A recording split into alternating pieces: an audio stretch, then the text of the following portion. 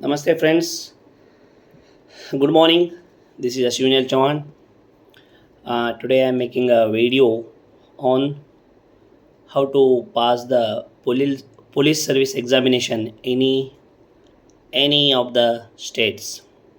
तो फ्रेंड्स अभी तक मैंने जो भी वीडियोस बनाए कृपया करके उसको सब्सक्राइब करें, लाइक करें, चैनल को शेयर करें ताकि बहुत सारे हमारे स्टूडेंट्स जो भी रह रहे हैं उनको मुफ्त में शिक्षा प्राप्त हो सके।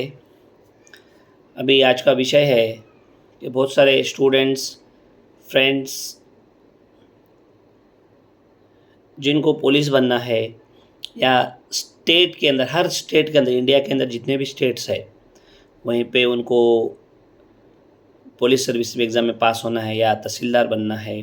स्टेट लेवल की बात कर रहे हैं आज हम सिर्फ। तो स्टेट के अंदर अभी पुलिस बनने के लिए जैसे पीएसआई हो गया, एएसआई हो गया, ठीक है, कांस्टेबल के एग्ज़ाम्स है, डिफरेंट कैटेगरी के डिफरेंट एग्जामिनेशंस है। तो अभी आज हम उसको तैयारी कैसे करें वो सीखना है।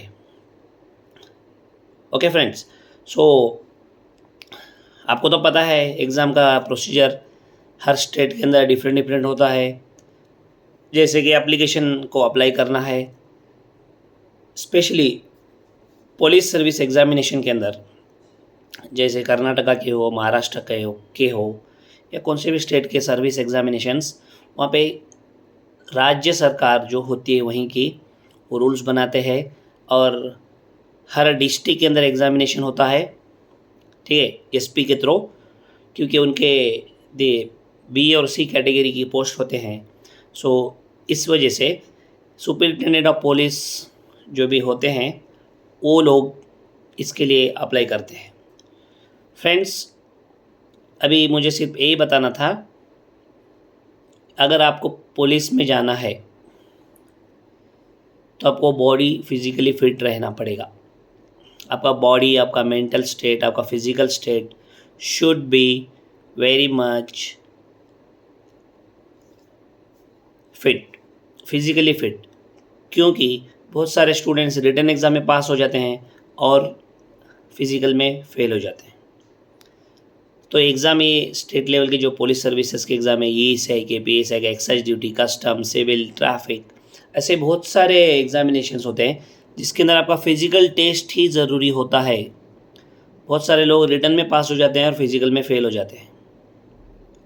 यस, तो फिज़िकली फ़िट कैसे करना। कुछ लोग मोटे होते हैं, कुछ लोग को भागना नहीं आता है, क्योंकि एग्ज़ाम के अंदर 10 मिनट का टाइम रहता है, आपको 1600 मीटर 1.6 किलोमीटर इतना भागना रहता है। 10 मिनट के अंदर एक आम आदमी कैसा भागेगा? उसके लिए आपको प्रैक्टिस करना चाहिए, ट्रेनिंग लेना चाहिए, फैट को कम खाना होगा, ठीक है। तो फिज़िकली फिटनेस, और आपको ऐसे चीज़ों के ऊपर ध्यान देना होगा जो आपका बॉडी को भी फिट रखे और आपका माइंड को भी फिट रखे। फिज़िकली फिट किस लिए चाहिए? क्योंकि एग्ज़ामिनेशन के अंदर जो आप एग्ज़ाम पास होने के बाद जहाँ पे भी आप डिस्ट्रिक्ट के अंदर, तालुक के अंदर ड्यूटी के लिए अप्लाई करते हो, काम करते हो, वहाँ पे आपका फिज़िकली फिटनेस, जब तक आप फिट नहीं रहोगे, आप दूसरों को फिट करने के लिए या दूसरों को, किसी और को आप कैसे संभाल पाओगे जब आप ही खुद ही फिट नहीं है, ठीक है।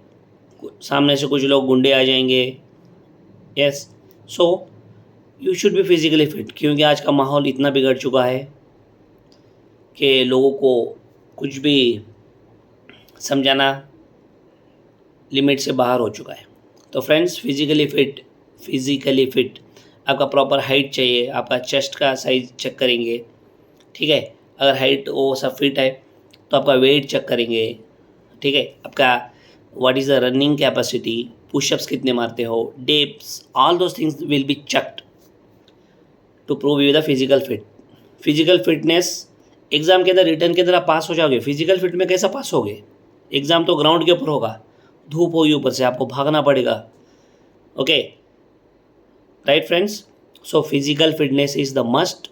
और अभी मैं दूसरे एग्ज़ाम्स की तैयारी कर रहा हूँ, जो एग्ज़ाम अभी इसके अंदर होने वाले, I was just discussing first stage, that is physical fitness. कुछ एग्ज़ाम के अंदर फिटनेस फिज़िकल एग्ज़ाम के बाद होता है, रिटन एग्ज़ाम के बाद, कुछ के अंदर रिटन एग्ज़ाम से पहले होता है।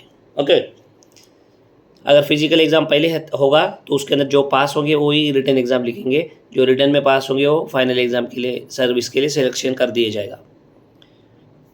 Okay, right. So friends, now let's come back to the syllabus. अभी बहुत सारे स्टूडेंट्स को पता नहीं है कि पढ़ना क्या है, KPSC, UPSC, हालांकि सबका सिलेबस एक ही है। अगर आप एक बार KPSC का, UPSC का, MPSC का, ओके, कौन सा भी एक बार आप सिलेबस पढ़ लोगे तो आपको पूरा आइडिया आ जाएगा। One syllabus for all examinations. Yes friends, this is what they are expecting. अगर आप IAS की या KS की तैयारी करते हो तो दूसरे सारे एग्ज़ाम्स आ जाएंगे, मगर कुछ जो छोटे लेवल के एग्ज़ाम्स होते हैं उसके अंदर हालांकि अलग अलग कैटेगरी की तैयारियाँ होती है, उसके अंदर स्टेजेस अलग रखते हैं, स्ट्रक्चर अलग रखते हैं। तो अभी हम देखते हैं कि पुलिस सब इंस्पेक्टर बनने के लिए कर्नाटका के अंदर अगर एग्ज़ाम के लिए, रिटन एग्ज़ाम के लिए तैयारी करना है तो उसके अंदर क्या क्या मिलेगा आपको। ठीक है, तो इसके अंदर 2 सेक्शंस होते हैं, section A paper 1, section B paper 2। तो सेक्शन 1, यस, A सेक्शन के अंदर आपको 3 भाग देखने को मिलेंगे, essay writing, translation method and number 3 precise writing. हमें एक बाय एक डिस्टर्ब विल सी। और जो सेक्शन B होता है पेपर 2 वाला, उसके अंदर general studies, current affairs, general mental ability. तो यहाँ पे देखिए GS plus CSAT plus current affairs, वो पेपर 2 के अंदर मिलेगा।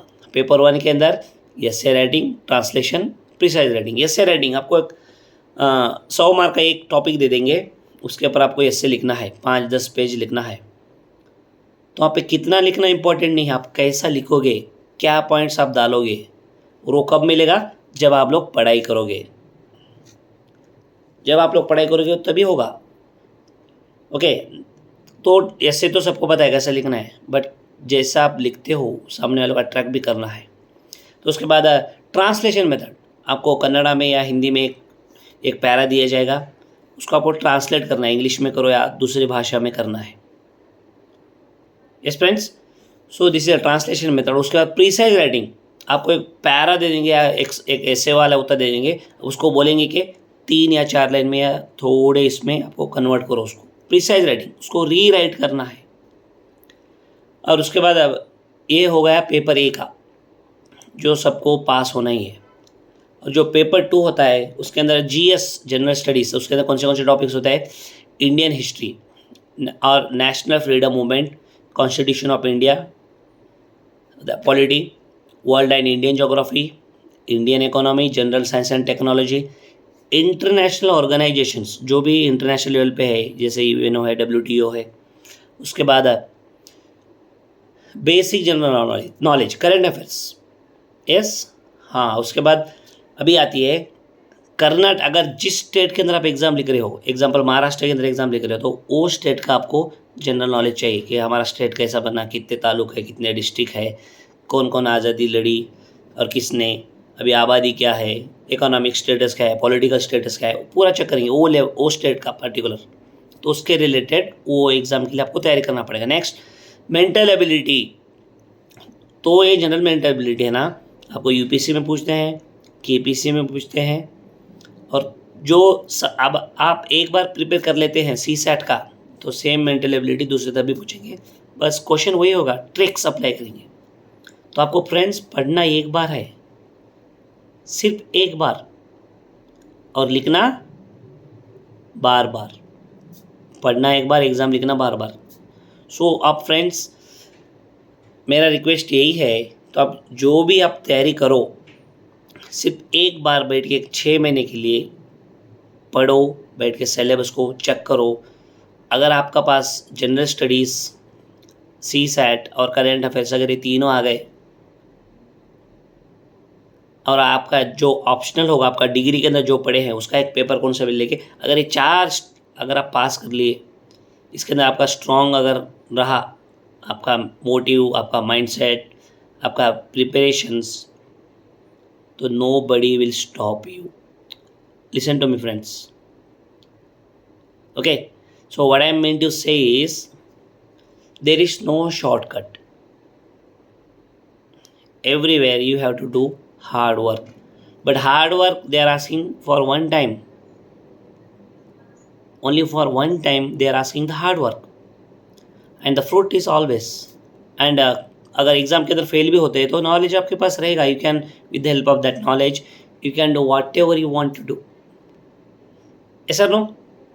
सो फ्रेंड्स, यूपीएससी केपीएससी का पहले सिलेबस पढ़ो, general study, C SAT, optional आपका जो डिग्री के अंदर आप पढ़े हो, उसके बाद करंट अफेयर, इसके ऊपर पढ़ना सीखो. ये 4 आ गए आपको, तो फिर क्या है, आपको क्वेश्चन पेपर लेना है, सॉल्व करना है. अगर आपका एबिलिटी अच्छा है, IQ लेवल अच्छा है, then definitely you are going to crack any of the examination. What I suggest is think for IAS, at least you will become KS. What I suggest is think for IPS, at least you will become PSI. If you think for PSI, you will get the constable post. If you think for constable, better to work in the society like slaves. So think, friends, what you want to do. It's your choice, your life, your decision. Okay friends, thank you. और मैं सभी से अनुरोध करता हूँ कि मेरे YouTube channel को सब्सक्राइब कीजिए, शेयर कीजिए, and send the link with everybody, those who are in need. I am started this channel UPC and KPC free guidance for everybody, so that everyone must take the help of this and they will achieve their dream. And through your dream, I am living my dream. Thank you friends. Thank you. Jai Hind. Jai Karnataka.